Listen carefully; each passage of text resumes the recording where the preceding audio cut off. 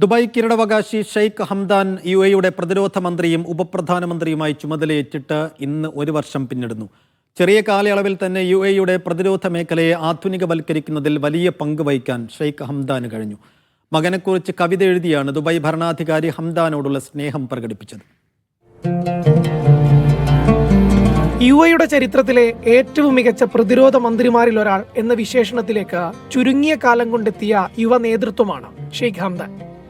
യുഎഇയുടെ പ്രതിരോധ തന്ത്രത്തെ പുനർനിർമ്മിക്കുന്ന ദീർഘവീക്ഷണമുള്ള മന്ത്രിയാണെന്ന് അധികാരമേറ്റ് മാസങ്ങൾ കൊണ്ട് തന്നെ അദ്ദേഹം തെളിയിച്ചു. കഴിഞ്ഞ വർഷം ജൂലൈ 18-നാണ് ഷെയ്ഖ് ഹംദാൻ ഉപപ്രധാനമന്ത്രിയും പ്രതിരോധ മന്ത്രിയുമായി സത്യപ്രതിജ്ഞ ചെയ്ത് അധികാരമേറ്റത്. ഷെയ്ഖ് ഹംദാന്റെ നിയമനം ഒരു തലമുറ മാറ്റത്തിന്റെ മാത്രം പ്രതീകമായിരുന്നില്ല.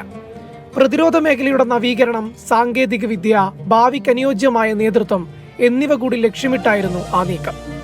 ഡിജിറ്റൽ ഇൻഫ്രാസ്ട്രക്ചർ, ആർട്ടിഫിഷ്യൽ ഇന്റലിജൻസ് എന്നിവയുമായി ബന്ധപ്പെട്ട പ്രവർത്തനങ്ങൾക്ക് അദ്ദേഹം നേതൃത്വം നൽകി. ദുബായ് ഭരണാധികാരിയും യുഎഇ പ്രധാനമന്ത്രിയുമായ ഷെയ്ഖ് മുഹമ്മദ് മകനോട് സ്നേഹം പങ്കുവച്ചത് കവിതയിലൂടെയായിരുന്നു.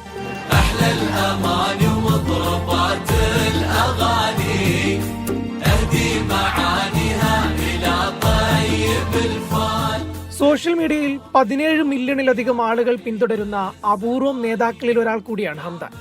സോഷ്യൽ മീഡിയയുടെ ഫസ. Media 1 Dubai.